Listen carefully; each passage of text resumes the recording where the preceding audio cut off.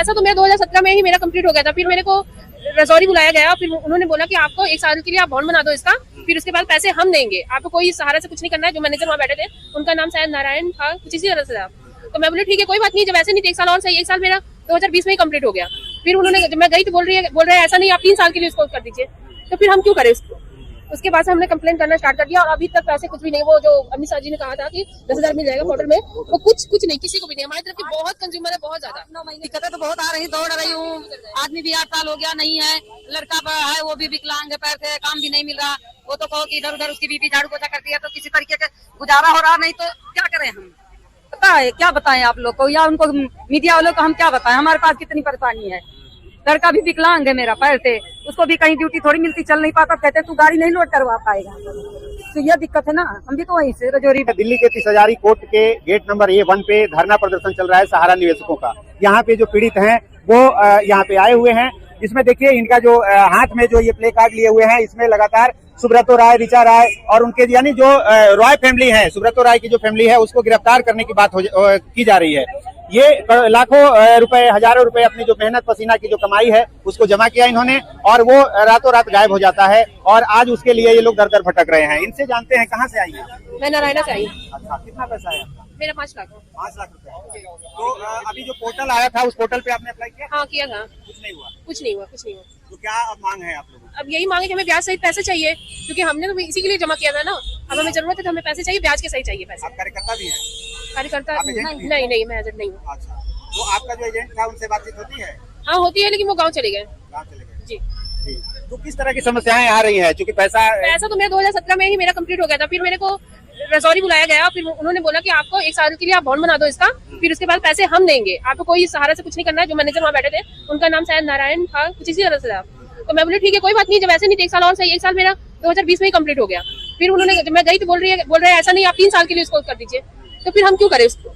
उसके बाद से हमने कंप्लेन करना स्टार्ट कर दिया और अभी तक पैसे कुछ भी नहीं। वो जो अमित शाह जी ने कहा था कि 10,000 मिल जाएगा पोर्टल में, वो कुछ नहीं, किसी को भी नहीं। हमारी तरफ की बहुत कंज्यूमर है, बहुत ज्यादा। 9 महीने हो गया, किसी भी लॉन्च करवाए, कहाँ मिले, किसी को कुछ नहीं मिल रहा है। तो अब वो जो मैनेजर है वो क्या कह रहे हैं? मैनेजर कहाँ है वहाँ? अब सब भाग गए। जो बंद हो गया ब्रांच? हाँ बंद हो गया। क्या नाम है आपका? पुष्पा। तो ये जैसा कि आपने सुना, इनके जब जो पेमेंट है जो फिक्स कराया था इन्होंने, जब वो पूरा हो गया तो इनको बुलाया जाता है ब्रांच में और इनको फिर बताया जाता है कि अब इसको सहारा सोसाइटी में कन्वर्ट कर दीजिए, 1 साल के लिए इसको जमा कर दीजिए। री इन्वेस्ट हो गया, 1 साल बाद जब ये पहुंचती हैं तो इनको कहा जाता है कि 3 साल के लिए और री इन्वेस्ट कर दीजिए। ऐसे करके सारे जितने निवेशक है सबके साथ लगभग यही हुआ है। इकलौती सहारा ऐसी कंपनी है जो पैसा ले लेती है उसके बाद देने का नाम नहीं ली है। वो लगातार निवेशक को री इन्वेस्ट कराती जा रही है। ये सारे लोग हैं जो एक एक पैसा इकट्ठा करके जमा कराए। इनका 5 लाख रुपया है, लेकिन अब वहाँ कोई सुनवाई नहीं है। जो ब्रांच है वो बंद हो गया है, मैनेजर से बात नहीं होती है। कोई बात नहीं, कोई नहीं सुनता है। आपका ब्रांच वही है? हाँ जी। आपका कितना पैसा है? बहू बेटे के लेके 4 लाख है। 4 लाख। हाँ तो आपको भी वही री इन्वेस्ट करवाया गया था? जी। तो अब आप क्या चाहते हैं? अब चाहते हैं कि हमारा पैसा दिया जाए और क्या। कितनी दिक्कतें आ रही है इस पैसे की वजह से? अब दिक्कतें तो बहुत आ रही, दौड़ रही हूँ। आदमी भी 8 साल हो गया नहीं है, लड़का बड़ा है वो भी विकलांग है, पैर से काम भी नहीं मिल रहा। वो तो कहो कि इधर उधर उसकी बीबी झाड़ू पोछा करती है, तो किसी तरीके का गुजारा हो रहा, नहीं तो क्या करें हम। पता है क्या बताएं आप लोग को, या उनको मीडिया वालों को हम क्या बताएं, हमारे पास कितनी परेशानी है। लड़का भी विकलांग है मेरा पैर से, उसको भी कहीं ड्यूटी थोड़ी मिलती, चल नहीं पाता। कहते तू गाड़ी नहीं लोड करवा पाएगा, तो यह दिक्कत है ना। हम भी तो वहीं से रजौरी ब्रांच से हैं। हाँ जी, नारायण से तो हैं। जैसा कि आप सुन रही हैं, ये ऐसे परिवार हैं। इनका एक जो इनके पति हैं ये गुजर चुके हैं, इनका जो बेटा है वो विकलांग है, कमाने वाला घर में कोई नहीं है, इनकी जो बहू है वो झाड़ू पोछा करके घर का गुजारा करती है। ऐसे लोगों के पैसे उसमें जमा हैं और अब वो पैसे मिल नहीं रहे हैं। उस पैसे के लिए अब इनके पास अगर कानूनी कार्रवाई करने की बात आए तो भी इनके पास पैसा नहीं है कि ये लोग दौड़ेंगे।